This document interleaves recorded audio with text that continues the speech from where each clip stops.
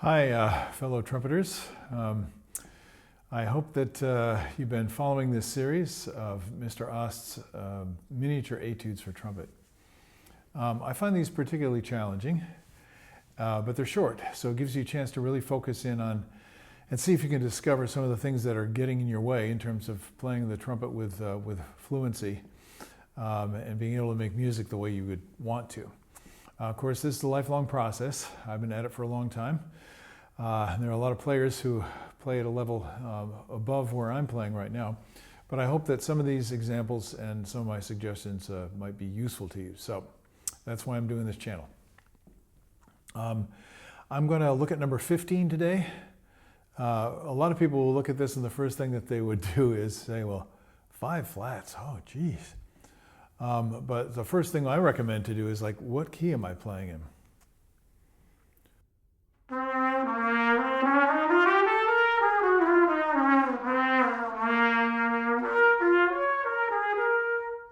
So it sounds like B flat minor. Now that helps me because I'm not thinking about this note's flat or this note's not. I'm not thinking about individual notes. I'm thinking about what key am I playing in and trying to hear the harmony. So I don't know if that's helpful to you or not, but for me it makes the job a lot easier. So I'm just going to play through and we'll see what we can find.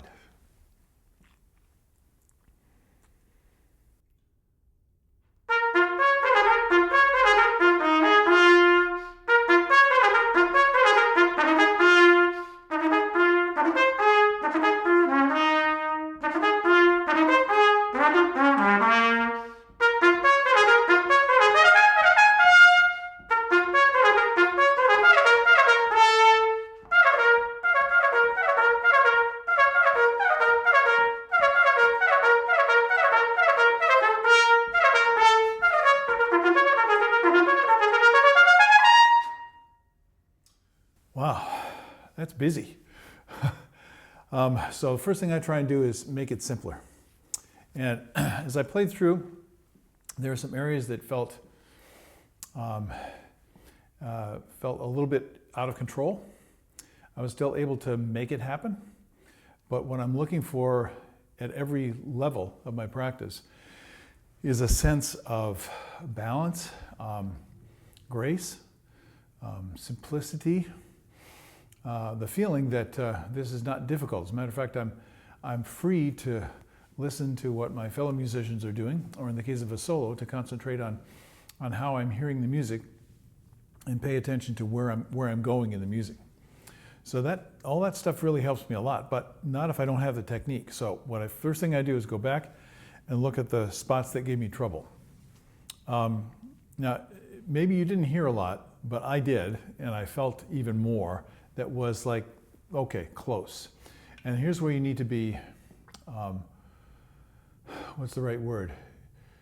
You need to be enthusiastic about paying attention to the things that are the underlying causes in your playing. The things that are, especially the things that are keeping you from doing what you want to do. So I think quite a few people are going to have trouble right where I did. And I pushed through, I made it happen, but it was the last line. So I'm just going to play the last line, as I often do, just trying to find the path through the notes where I stay balanced.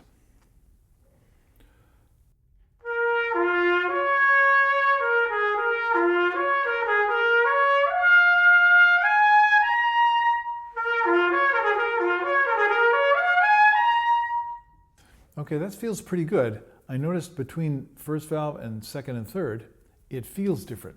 Now, if you're really sensitive, and I want to suggest that you work to be sensitive. It can make you crazy. You'll suffer a lot more than people who are insensitive, but you'll also learn more and maybe figure out your problems. So I noticed that things feel a little funny between those two notes. That's the mechanics of the trumpet. It's just the way the instrument works. But if I'm playing well,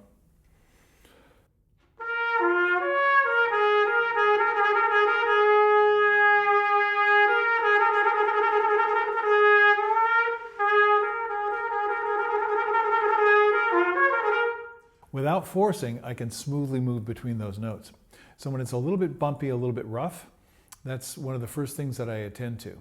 And You'll have to figure out how to do this on your own, but there are a lot of things that can help. The most important thing being listening to what's actually happened. So I picked up on the ta-ha-ta-da-dee, ta-ha-ta, a little delay in response.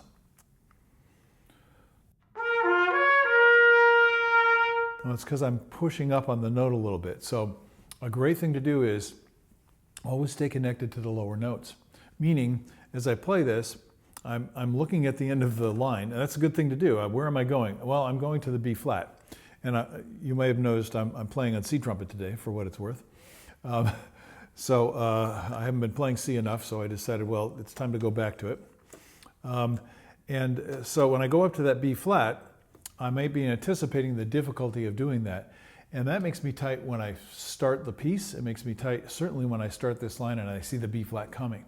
So what I do to reverse that tendency is relax and play in the bottom of the notes.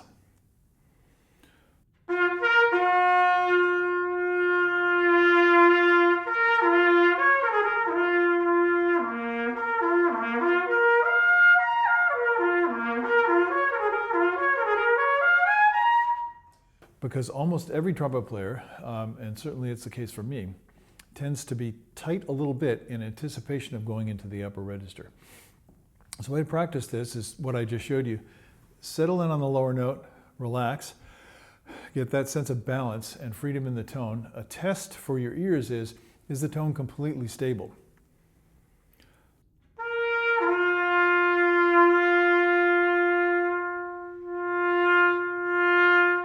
So the timbre, the feeling of the vibration on your lip, the feeling of the flow in the air are all just really simple and stable. Not stable by holding on, but stable like a gliding sensation. That's really what it's like. I mentioned before in a couple of videos that I grew up on skis, and so that's a good illustration for me. It's very dynamic. You're always moving, and it's almost a feeling of flying as you're gliding over the snow, which is probably why people spend so much money and drive so far or fly so far to go on a ski vacation, because there's something about the feeling of skiing that's quite beguiling. It's quite interesting and desirable. And that's the same feeling you're trying to get here. Now, here's the next problem. I have to double tongue that. I can't single tongue it. I'm not quick enough to do that. So at that tempo, so how successful is that going to be? Well, I don't know. See, we're only working on one line. But I hope in the process that I'm improving my trumpet playing, at least a little bit.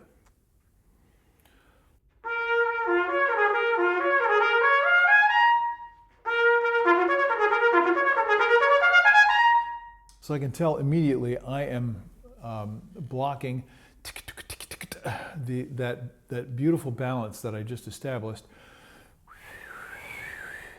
between the air and the delicate aperture where the vibration takes place.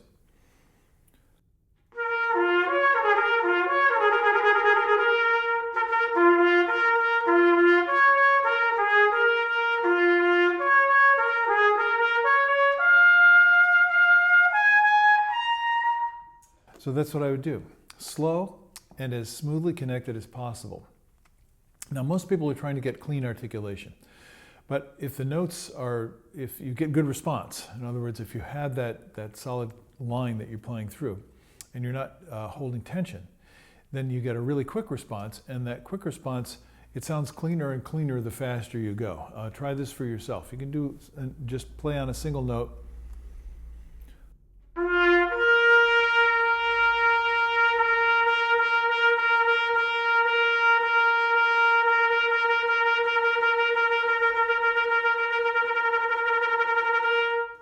As you do that, you see it sounds more separated the faster I go.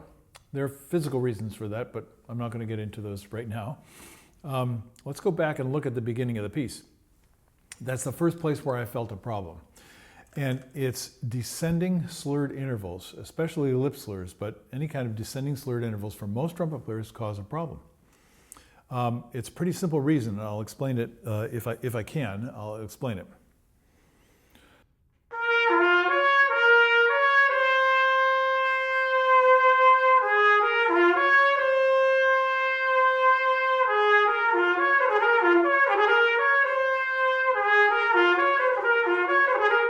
So that's a little bumpy. Where you heard me tuning, I was not only dealing with the pitch, I was dealing with trying to restrict the sound, the resonance, and restrict the air as little as possible. And you hear the note kind of settle down in pitch. As we go from the F to the D, D flat,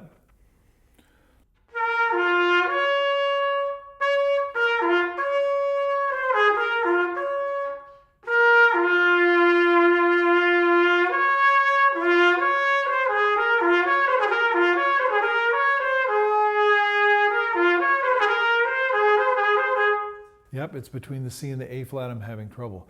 So I'd work for a few minutes on that in order to, slowly, in order to get the feeling of connectedness between the notes. It's jumping from the F to the D flat. As we go up, we're conditioned, most trumpet players are, to go, so we're pushing harder on that D flat, and we tighten up a little bit, and we get the note, especially if we're tonguing it.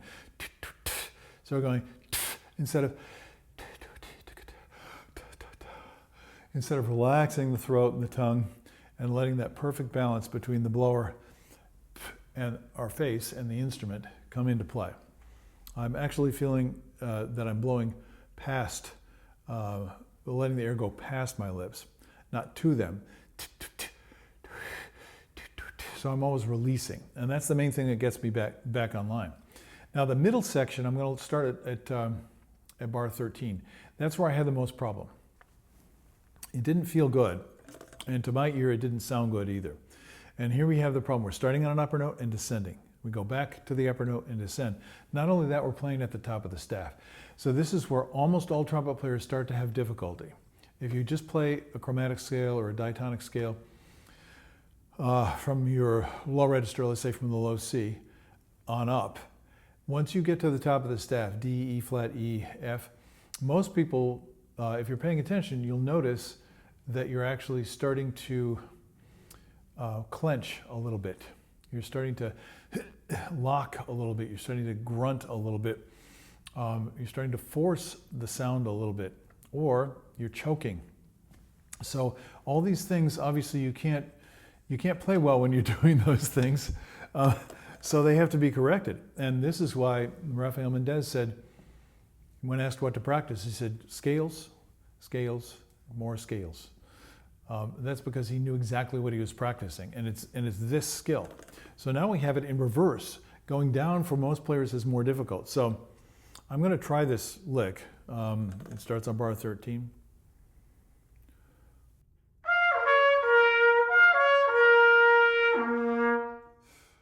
See, I'm already out of position because I'm not blowing in the same comfortable, relaxed way I would be for the low B flat.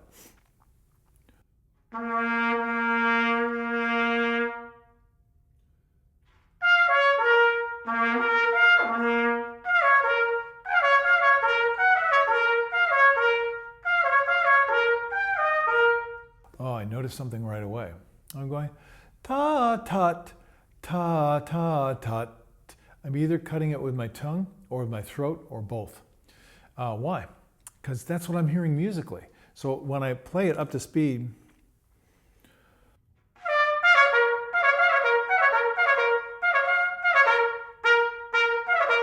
I want to get off that note quickly. That's the way I'm hearing it musically.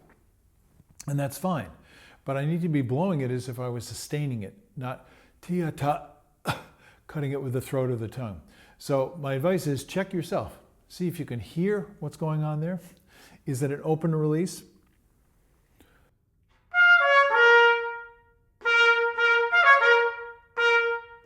Exactly as if you were just sustaining that note comfortably. If you have tension that's creeping in, mouthpiece pressure, you're starting to grip with the lips a little bit, the tongue's getting tight, maybe you're holding the air with your body. All these are the common technical problems, physical problems that most trumpet players will have. How to fix them, that's another thing. I hope to at some point be focusing more on what to do in order to relieve these problems. And of course, each person has different issues and is an individual in terms of how they perceive things. So it's a creative process, but it can actually be fun, like a game. You need to keep it kind of in that frame of mind. So I'm going to try and play that passage again, but this time I'm going to actually breathe as if I was going to play the low B flat.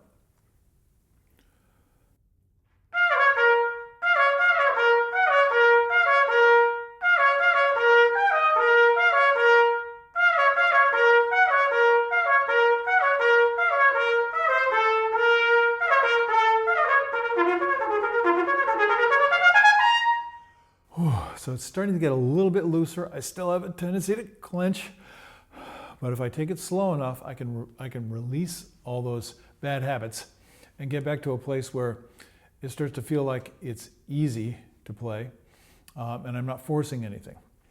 I'll just let you know that in working with many hundreds of students over the years, that these are common problems that we all have. And what most trumpet players do to solve them is play something over and over again and fight. Now the fight, as long as it's a mental fight, to keep your concentration, to focus on what your intention is, if you know what you should be doing, that's a great way to practice, and you can use a lot of energy that way. But the physical struggle is not something that you're trying to, you don't want that to be the way you play all the time. You don't want that to be kind of your home base. You want this sense of ease that you hear in very accomplished players. I hear constantly people say, wow, it looks like they're not using any effort at all. Well, there is effort, but it's very little compared to what most people are using because the skill level is higher. So everything you're doing is to cultivate skill. What did I do? I stayed in touch with a low register.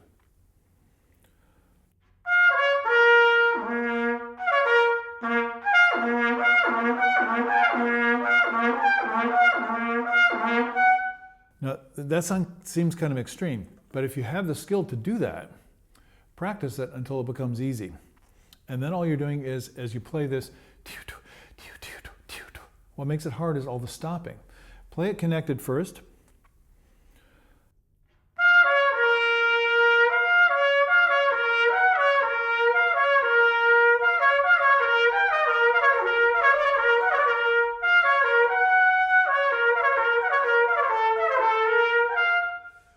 So now I'm starting to get loose. Then I add the tongue back in. At this point, some people are going to struggle, but that's your work to do. If you can keep the breath free, the embouchure ready, poised, and eliminate any unnecessary physical tension from the system while maintaining that spin and that flow in the air straight through, a lot of these problems are going to solve themselves as you practice. So it's not a promise, it's just that's the way it's done. It's a commitment to playing the game to learn these skills. And when you do, then it's much, much easier to play a tricky little etude like this. Okay, that's enough professorial words for today. Go and do your work, and I'll see you when you have another chance. Have a great day. Bye-bye.